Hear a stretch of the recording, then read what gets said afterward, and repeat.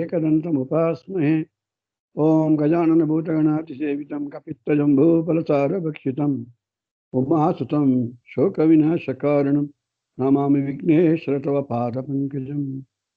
ओम श्रीकल्याणाद्भुतगात्राय कामितार्थप्रदायिने श्रीमद्वेङ्कटगिरिनाथाय श्रीनिवासाय ते मङ्गलं नमः। आञ्जनानन्दनं वीरं जानकीशोकनाशनं कपीशमक्षहन्तारं वन्दे लङ्काभयङ्करम्। ओम यत्र योगीश्वर कृष्णः यत्र पार्थो धनुर्धरः तत्र श्री विजयोर्भूति ध्रुवा नीतिर्मतिर्मम। ओम श्री साईश्वराय विद्महे सत्यदेवाय धीमहि तन्नः सर्वः प्रचोदयात्। श्री साईश्वराय विद्महे सत्यदेवाय धीमहि तन्नः सर्वः प्रचोदयात्।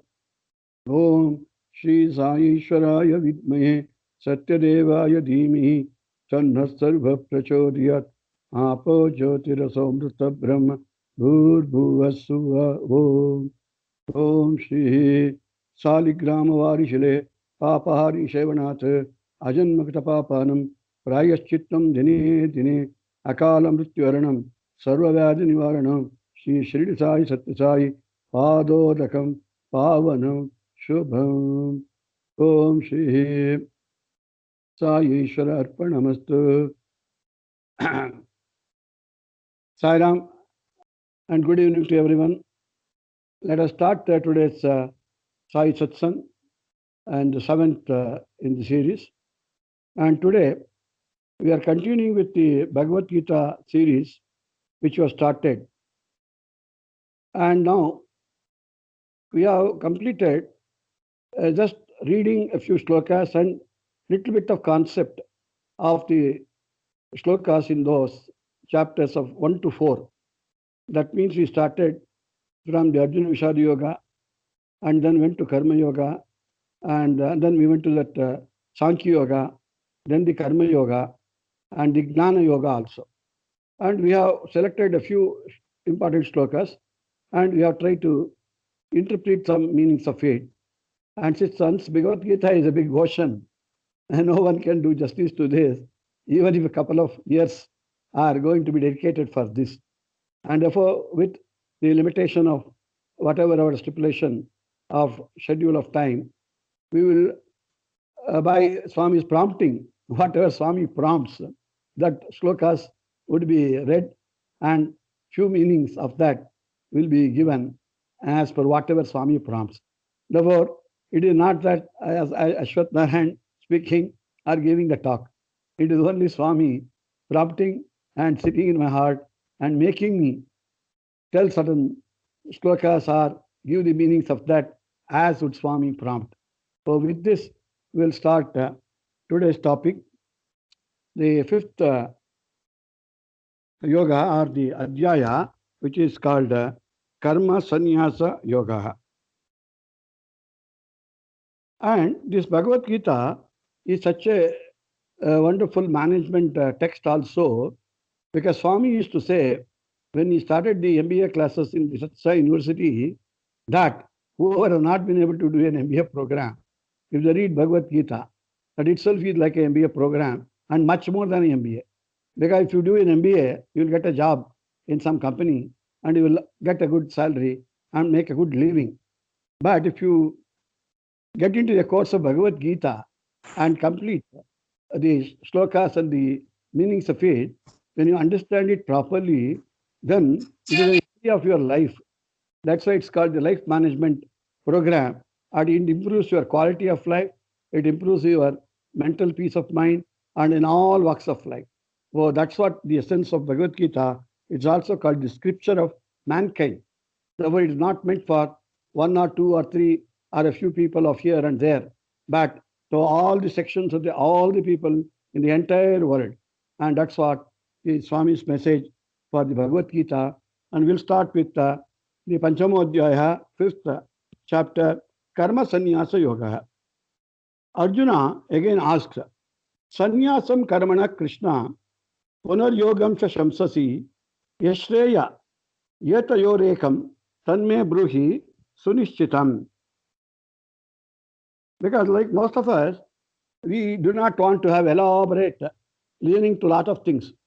And about Arjuna also, like some of us, impatiently asked Krishna, Krishna, you started with the Sankhya Yoga, Stita Prajna, Bhashana, and Stita Prajnastika, the gunas you said. Then you went to the Karma Yoga, said become a Karma Yogi, Arjuna. Then you again went to Jnana Yoga, you said, Arjuna, you adopt Jnana Yoga, become a Jnana Yogi. But instead of telling so many things to me, because I am just an ordinary dullard, ordinary person, I cannot understand too many things and scholarly adhyatmic truths.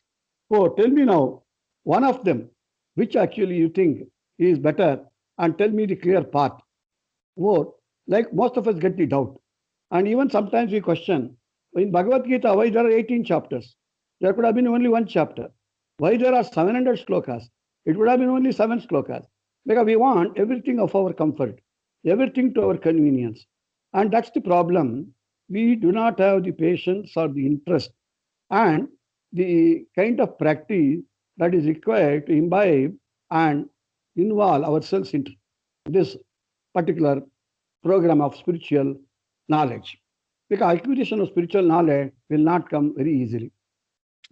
Therefore, now Sri Krishna says, Arjuna, Gneyaka sa nitya sannyasi, yo na dveshti, na kankshati, nirdvando, hi mahabaho, sukam bandhat pramuchyate, Sankhya yogo, pritad balaha, pravadanti na panditaha, ekam apyastitaha, samyak, ubayor, vindate palam. Sanyasastu mahabaho, dukkam maptumayogataha, yoga-yukto munir-brahma, nachirena adhikachyati, yoga-yukto vishuddhatma, vitatma jitendriyaha, sarvabhutatma-bhutatma, kurvannapi nalipyate. Now, Krishna says, Arjuna, you have heard about these different adhyayas. Why these adhyayas or chapters are told differently and in detail by Krishna is, like most of our curriculum in our studies, in the colleges or the school, there are so many subjects. We could have questioned, why not only keep one subject? And that only we study. Why are so many subjects imposed? And many times people think it is an imposition. And that's why Krishna says, see why I am telling you all these things is, out of those so many things I tell you, Arjuna, in the end, in the last 18th chapter, he says, it's all options given. So whichever of these options is more suitable to you, appropriate to you, and convenient to you, comfortable to you, that only you do. And therefore, you may not be able to tread the path on all these various paths. And therefore, you select. And therefore, the option is given. And therefore, karma sannyasa means karma is action. And then doing action is the duty for everyone. And Krishna has told, even for God. And that's why Swami also used to say, even Swami was working every minute. And he says, I am not taking any rest. Therefore, I have nothing called Virama. And he said, nothing like Virama, Arama. I am always Sri Sai Rama. And therefore, sannyasam, what is sannyasam? Sannyasam is detachment. See, you do karma. That means doing something which is prescribed to us is the karma or the action. And karma sannyasa means leaving the attachment to the action that we perform. That means we should be attachmentless. That means whenever we do, we often think, I am doing this, what is going to happen? I am starting to go to Sai Sparshan, whether because of rain I will be able to reach or not. Even if I reach there, whether bhajan already would have been completed. And then our mind goes on multiplying various things and doubting what is the use of this action. Therefore, thinking like that, we stop doing the action itself. And therefore, first Krishna says, do the action. And then, if you do the action, most of us get perturbed. If you don't get so-called the intended results to us. What is that intended results? Who had told you, you do this, you will get this result? Nobody. It is our mind. If I go to temple, do the 108 namaskaras, and do the Ashtottara, do the Sahasranama, I will get this, I will get this, I will get this. No, that is the result. And because of that, if you are doing karma. And if in case you don't get it, and most of the time you don't get the phala or the result immediately. And therefore, karma sannyasa is do the action without the sense or attachment or desire of attachment. Naiva kinchit karomiti yukto manyeta tattvavit pashyan shrunvan sprushan jigran ashnan gachan swapan shwasan pralapan visrujan gruhnan unmisha nimishamanapi indriyan indriyarteshu vartante iti dharayan. Therefore, Krishna says, whatever you do, when you are breathing, when you are smelling, when you are touching, when you are eating, when you are doing any action, and even you are leaving the breath, you are inhaling, you are exhaling, you are whatever you are doing, that you think that you are not doing it. It is what God residing in your heart is making you do it. Then what happens? You are not afraid. You are not afraid of doing anything. Thinking that God is within you, God is prompting you. You are promoted to do things and you are motivated and inspired to do things. Brahmanyadaya karmani sangam taktva karotiha lipyatena sa papena padma patra mivam basa. Swami used to say this sloka many times and used to say that if you do with this kind of sense of detachment, then you don't get affected by the karma or the results of the karma, and then you remain as like a lotus on the dirty water also. Lotus flower never get dirty. Yuk sarva karmani manasa sanyasaste sakam vashi navadvare pure dehi naiva kurvan karayan. Our entire body is like a 9-gated pure, that means fort. And God is residing inside this 9-gated fort. Na kartrutvam, na karmani, lokasya srujati prabhu, na karma palasam yogam, sabhavastu pravartate, jnanenu tu tad jnanam, yesham nashitam atmanah, tesham aditya vajnanam, prakasheti tatparam. Na kartrutvam, that means don't keep the ownership of having done something. When you leave the ownership, then you will not be perturbed. As long as you keep ownership of the action, then you are always affected, haunted by it. And then, even if you have done it well, you will not be happy. You will not be peaceful. Then, whatever knowledge you get, that knowledge is not yours. It is not your kind of bank account. It is not owned by you, given to you by the God. Owe that knowledge to God. Dedicate it to Him and say, God, give me that knowledge which can help and illuminate me and all others around me, the entire world. Then what should happen with our education knowledge? Vidya vinaya sampanne, brahmane gavihastini, shuni chaiva shvapakecha, panditaka samadarshinaha. If you become a scholar and a person of knowledge, you should become samadarshinaha, of equilibrium mind, and not seeing difference between anybody. And that's why you should become vidya vinaya sampanne. Your education should give you humility. That's what Swami used to say, never have the ego that you are a MA, you are an MBA, you are an engineer, you are a doctor, you are a lawyer. All these are just designation or the qualification you have got by studying something. And all these are given to you, endowed to you by the great God. Bhaya sarshveshva saktatma, vindyatatmani, yat sukam, sa brahma yoga yuktatma, sukam akshayam ashnute. Therefore, any of the external attachments or attraction that come to you, you don't get affected or attracted by it. Leave everything to remain where it is. And hence, if we do that, then that will grant us yatendriya manobuddhihi, munir moksha parayanaha, vigatescha bhayakrodaha, yaha sada mukta eva saha, bhoktaram yagna tapasam, sarvaloka maheshwaram, suhridam sarva bhutanam, gnatva shanti mrichyati. Because what is the reason of our doing all these things? We want peace of mind. And desiring peace of mind is not a desire, because it is the resultant effect or resultant causation, and it will come without your asking. For whenever we used to have Swami's darshan and pray for Swami, that's the only thing. ask for shantihi, shantihi, shantihi. Why we ask it? That means if peace of mind is there, everything else is achieved. No other riches are higher than this. Therefore, this Karma Sannyasa Yoga preaches that you do the action without expecting the result of it. Then the next Adhyaya, Shastoma Adhyaya, it goes to teach us the Jnana Yoga. Because once that we come to Karma Sannyasa, then after Karma Sannyasa, what is good? How do you get this effect or ability to do the Karma Sannyasa? It is not easy. If somebody asks you, do the sannyasa or the karma sannyasa, do the detachment, leave the attachment, it is not easy. For that, Swami says, do the dhyana yoga. What is that dhyana? Dhyana is the meditation. And by doing the dhyana, you will be able to get that power of detachment. Evam sanyasamiti praguhu yogam tavidhi pandavaha nahastam nyasta sankalpo yogi bhavati kaschana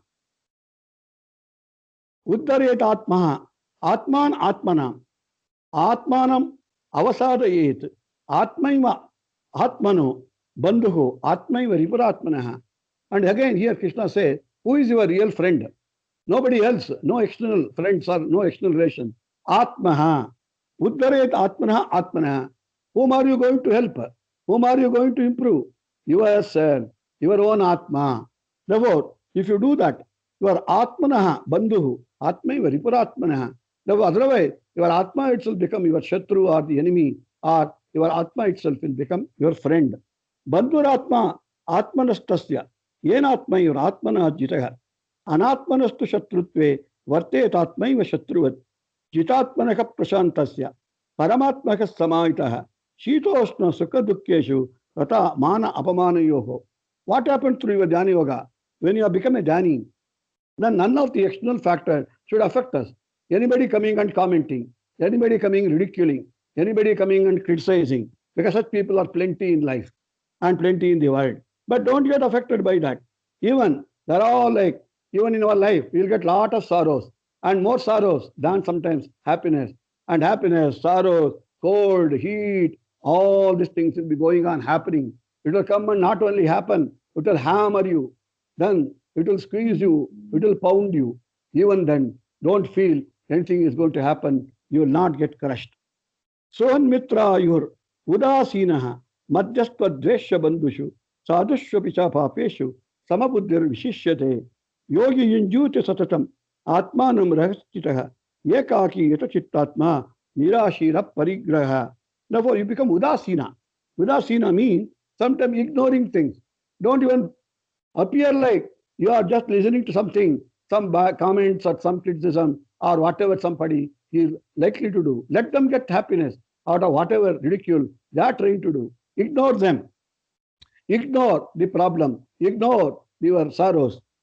Shuchau deshe pratishtapya stiram asanam atmanah natishchitam nati nicham chailajana kushottaram tatta ekagram manaka krutva yata chittendriya kriyaha upavishyasane Yunjat Yogam Atma Vishuddhaye Samam Kaya Shirogrivam Darayan Asalam Stiraha Sampreksha Nasikagram Swam Dishaschana Avalokayan. How to do this Dhyana Yoga? In meditation, a lot of people who do the meditation, they know it very well. And before they start a meditation, they are asked that, first of all, have calmness and have little peace of mind in you. Don't be under stress. I have to do Dhyana. Because Dhyana is not possible when your mental stress is there. Therefore, select a good place, select a calm place. You can't go and sit in a road and say, I'll do the Dhyana. And unless you become a very big yogi, it is not possible. Shuchau Deshe, a place which is clean and which is not very elevated, which is not very down, and put a Chailajina, then put some Kushottaram, not very comfortable place or not very discomfortable thing. Because the discomfort should not distract you. Tata ekagram manakrutva. Therefore, concentrate your mind. And yatta chittendriya kriya upavishyasane yunjat yogam atma vishuddhaye. Try to concentrate steadily. How you do it? Keep your neck, head fully straight, not bend, not lean this side or that side. Keep it in the straight direction, and then you start breathing slowly, and then nasikagram from samprekshya, dishaschan avalokayan, and from the people who do the Sandhya Vandana, they know the Gayatri Japa, if it is done, then you are closing one nose and then you are inhaling from the other nose and the other nose portal. And then you are closing the other nose portal and you are exhaling from the other portal. And if you do like this, and then it will get you some proper breathing. And when that proper breathing is there, then you start Dhyana Yoga. Prashantatma Vigatabihi, Brahmachari Vatestitaha, Manas Samyamya Machitto, Yukta Asita Matparaha. Then he becomes concentrated on this meditation on God. And then for meditating on God, you select whatever nama you want to recite and then keep that in your mental frame. And then going on telling your mind, close your eyes and close yourself from all the external botherations and attraction. Yukta haru viharasya, yukta cheshtasya karmasu, yukta swapnavabodhasya, yogo bhavati dukkha. For such a person to do Dhyana Yoga, yukta haraha, consume only as much food and good food, sattvic food, as much as is required. Yukta swapnavabodhasya, have that much of sleep as is required, not too much sleep, not deficient. Yata deepo nivatasto, nengate sopamasmutaha, yogino etachitvasya, yunjato yogamatmanaha, sukhamatyantikam yattat, buddhiglahyamatindriyam, veti yatana chaivayam, chitis chalati tatvataha. And when you are doing a meditation, some people also do looking at the deepam, that is the lamp, and the lamp when it is lit, and then when the flame of the lamp goes burning, and it should not flicker here and there, don't bother about the flickering of that, and let it remain constant. And in your mind, you should have that constant flame of the deepam as your concentration for your Dhyana Yoga. And such a thing when it happens, yam labdva chaparam labam, manyate nadikam tataha, yasmin chito na dukkena, gurunapi vichalyate. Have concentration on the Guru's pada. Tam vidya dukkha samyogaha, yogam yoga sangnitam, sa nishchayana yoktavyo, yogo anirvinnaga, chetasaga. Yato nischarati manas chanchalamastinam, tatastato niyamaitat, atmanyeva vasham nayet, prashanta manasam henam, yoginam sukamuttamam, upayati shantarisam, brahmabhutam akalmasham. So whenever you are doing this dhyana or meditation, your mind travels here and there. It happens to everyone. So pull your mind from any of the other objects that it's going to attract or think of.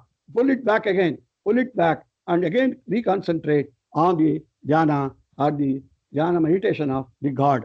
And the 3-4 shlokas we are closing today. Sarvabhutasya Sarvabhutastam Atmanam Sarvabhutani cha Atmani Ikshate Yoga Yuktatma Sarvatra Dharma Darshanaha. Now for such a yogi or a Dhyana yogi, everything looks Samadarshanaha. Yom Mam Pashyati Sarvatra Sarvancha Mai Pashyati Tasyakam Na Pranashyami Sa Chami Na Pranashyati.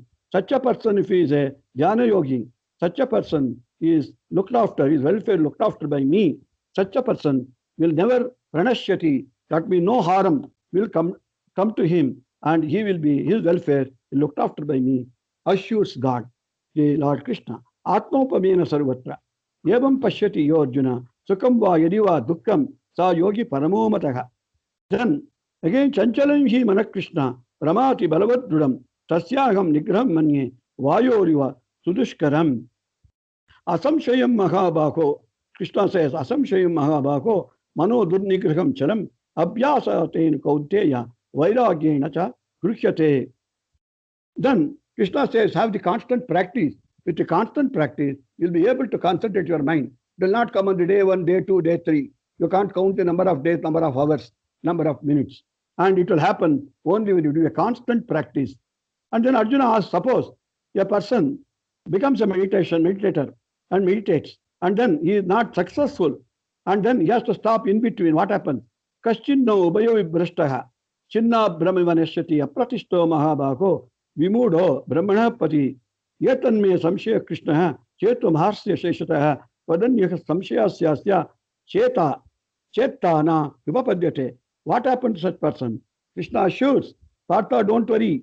Naiveka namutra vinashastasya vidyate nahi kalyana krut kaschit durgatim tata gacchati prapya punyakrutam lokan ushita shashwati samaha shuchinam shrimatam geghe yoga brashto abhijayate ata kula yoginam eva kule bhavati dhimatamam etat durlabhataram loke janma yadidrusham hi purvabhyasena teneva hriyate evashobitaha jignasurapi yogasya shabda brahma Shabra Brahmati Vartate. And with this assurance, Krishna again tells and assures all of us through Arjuna that you do your dhyana, your bhajan, whatever that satsang we are doing, do it with your whatever possible concentration.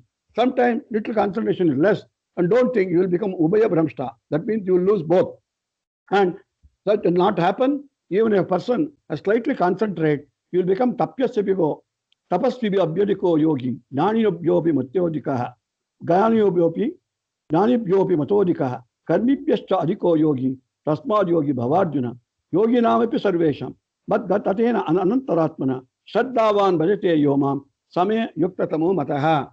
Here, finally, Krishna concludes saying that if you have Shraddha, that means the Shraddha and Saburi, like Shirdi Baba also used to say, if you have that, if you have got Shraddha, you will get Dana, you will get Dhyana, you will get every yoga that is possible and all the samsiddhis. And with this, we are closing the 6th chapter today, and we will start 7th chapter from the next Saturday. And now, one bhajan. After that, Srimati Nalini will be waiting for her to share her this divine experience with his Swami, and then one bhajan, and we are closing this. Sai Ram. Sai Ram to all. सर्वधर्म प्रिय देवा सत्य साई देवा अल्लाहेशु बुद्धर नानक जोराष्ट्र महावीर तुम हो, जोराष्ट्र महावीर तुम हो, राम भी तुम हो, कृष्ण भी तुम हो, विश्वरूप तुम हो, विश्वरूप तुम हो, साई विश्वरूप तुम हो, सर्वधर्म प्रिय देवा. Sai Ram. Sai Ram. Now Srimati Nalini can take over. Sai Ram. Thank you. Om Shri Sai Ram. I offer my humble pranams at the divine lotus feet of my mother Sai and seek her blessings and permission to speak a few words about my experiences, divine experiences, and also speak through me. I pray to my mother Sai to speak through me. Loving Sai Ram to all present on this satsang. When Brother Vinod told me to speak about miracles and experiences with Swami, the first thought that came to my mind is the fact that in this difficult situation, in this pandemic, the way he has looked after us and the way we are safely, in our homes doing satsang, the fact that we are all online doing satsang, doing namasmarana, itself is a big miracle and a blessing from Swami for all of us. That itself is the fact that, like he is taking care of us, he is with us, in us, around us, everywhere. So let us pray to Bhagwan to be with us always and guide us. Regarding my experiences, actually my mother, when she was in her youth, she had a divine opportunity of getting interview with Swami. So Swami called her for interview, and she had her health issue, which was not, she was not able to get it cured from any medication. She had to go through lot of medication, but nothing cured her. And finally, she went to Puttaparthi. Swami called her for interview. And before she could explain what her ailment is, Swami said he knew about it. And he spoke to her in Tamil because though she didn't tell anything to Swami, he spoke to her in Tamil. She was in Tamil Nadu doing her education then. So he knew that she would be able to understand in Tamil. And my grandmother was with her, and he spoke to her Kannada without she telling him anything. So that way, with the divine vibhuti that was given by Swami to my mother, she got her ailment cured. So that is where our association, we came into Swami's fold. And then after we were born, but my mother, she did not know how to get associated with Swami's organization. But we used to always keep Swami's photo in our puja room. We used to do puja. She used to teach us bhajans. All that was happening, but we didn't know how to get involved into these seva activities. We also didn't know how to get involved in Nagar Sankirtan. As kids, we used to get up early morning. Sundays, we knew that by 5:30 we should be at Nagar Sankirtan.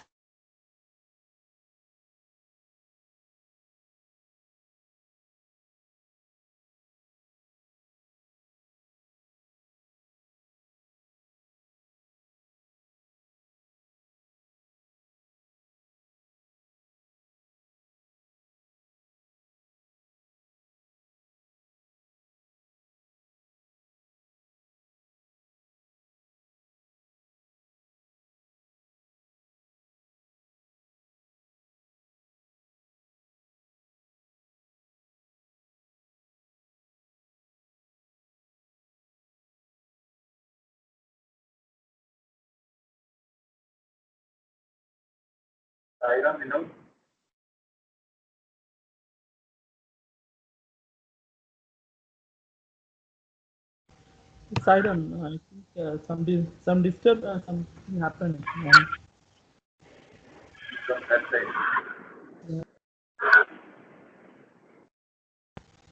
She will join again. I think 1 minute. Siren.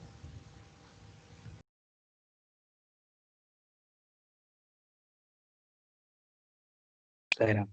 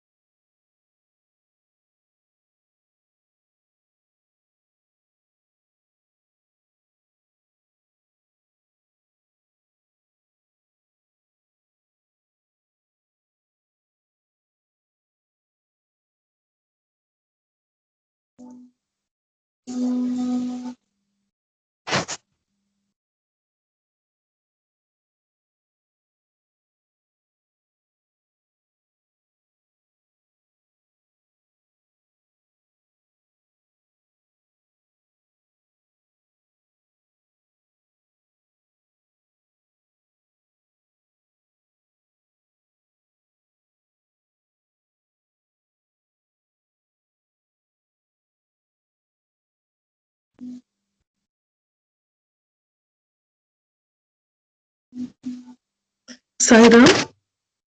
Sairam? Sairam sister. Want to hear me? Yes, sister. Yeah. Okay.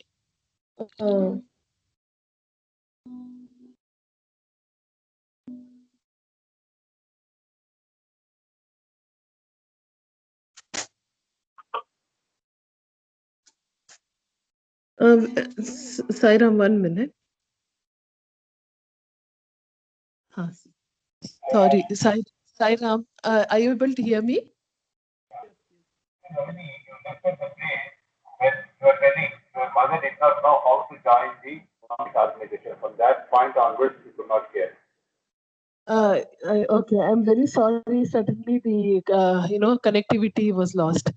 Um, I was just telling about like the youth conference that we participated in 1990, and from then on, our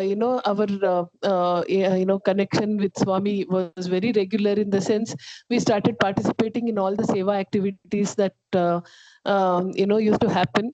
Um, and wherever seva activity we were called for, we used to go, and then we started getting involved more and more into the seva activities. Regarding one of the experiences which I would like to share, because like there are many devotees who have had the very like very divine opportunity of sparshan, sambhashan, darshan of Swami, like in his physical form.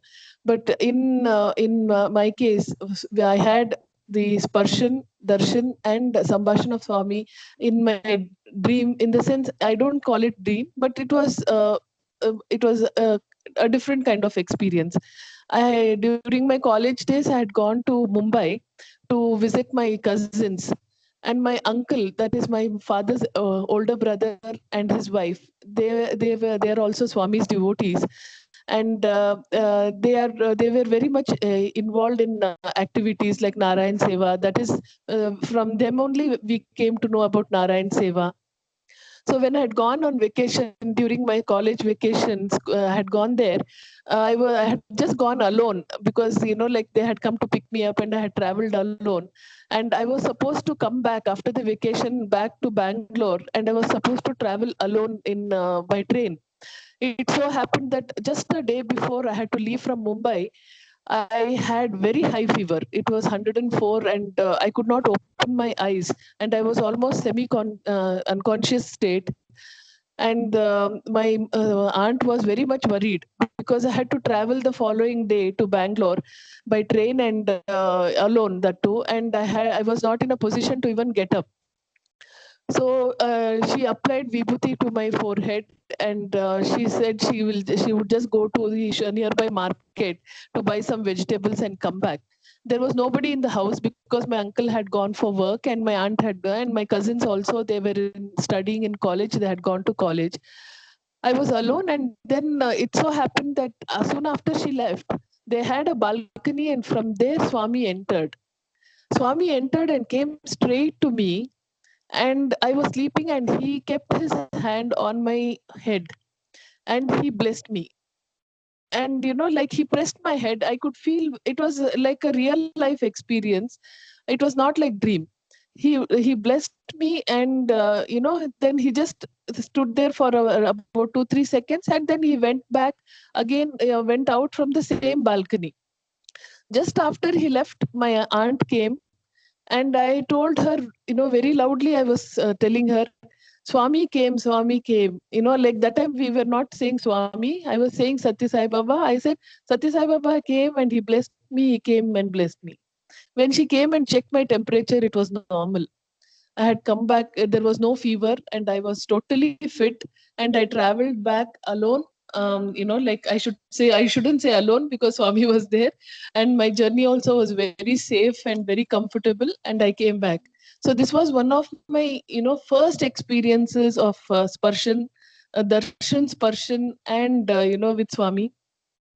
And after that, like there were many number of times where during my difficult times or difficult situations where I was not able to decide or something, have always felt Swami's presence. One other experience, I don't know if I have much time. Brother Vinod, can you tell me how much more time do I have? Based on that, I can decide to talk.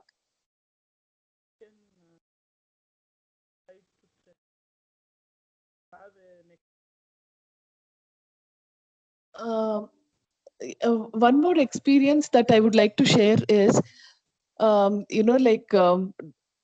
like I had, like during my son's college admissions, after his 12th, like his scores were not very good, in the sense he had done average. And, he was in a fix, he was not able to decide on what to do. But his friends, all of them were doing engineering, and he wanted to get into engineering, but his marks were not that encouraging for him to get admission in a very good college. And we were like wondering what we should do. At that time, I just prayed very fervently to Swami, and I requested him to show us and guide us, the path.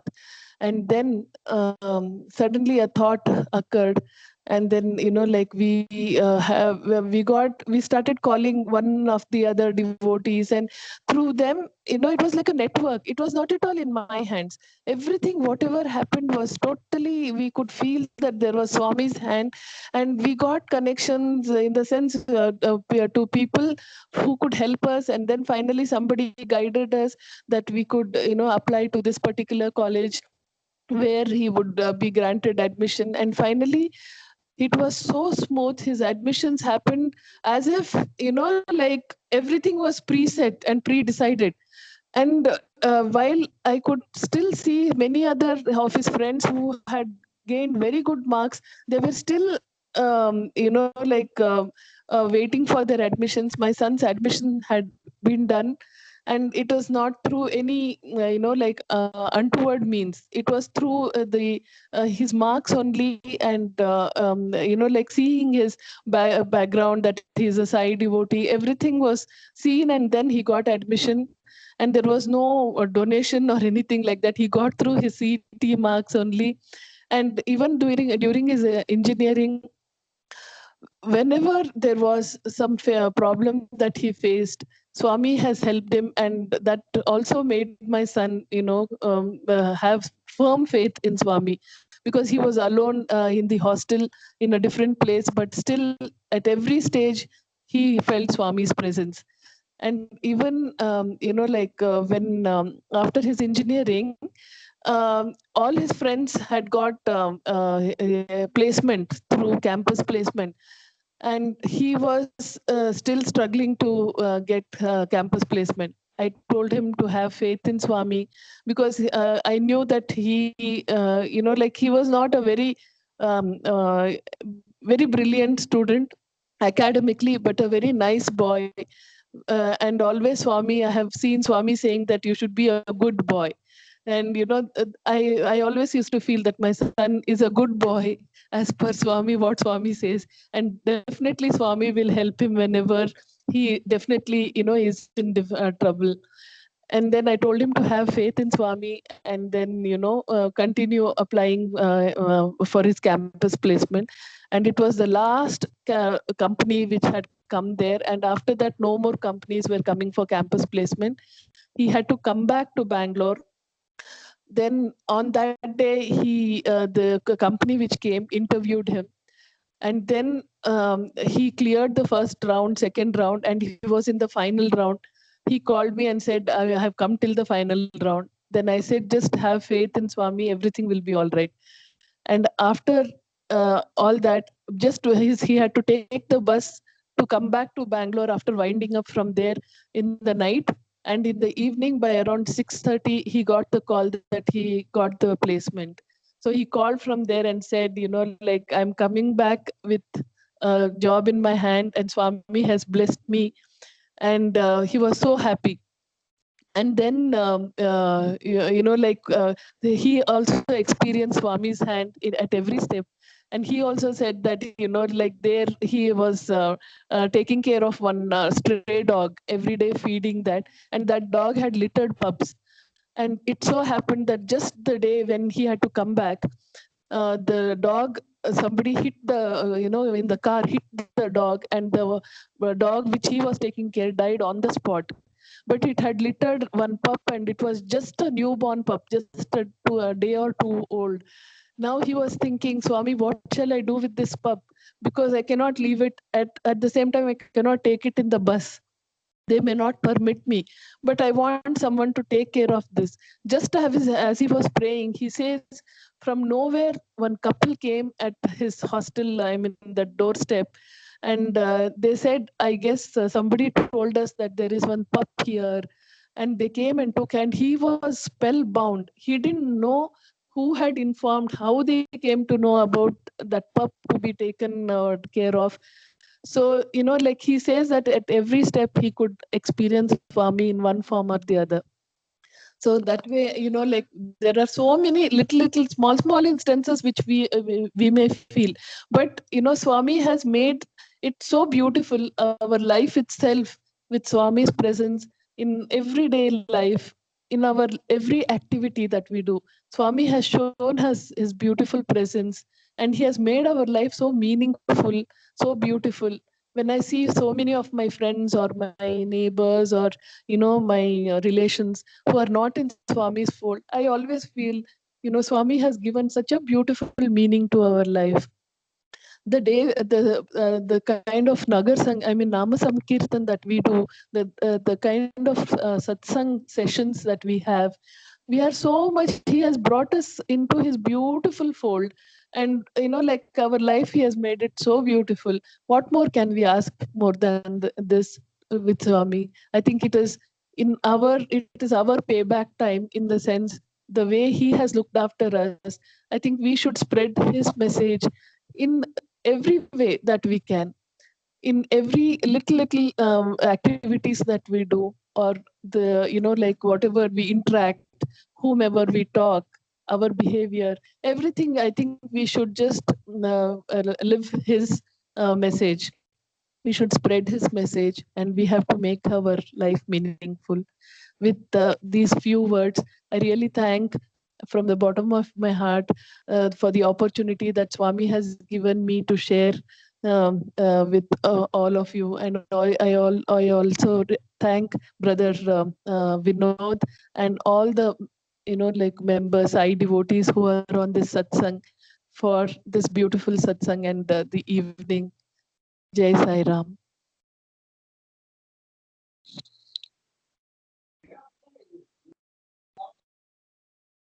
Sai Ram, sister. Thank you very much. Sai Ram.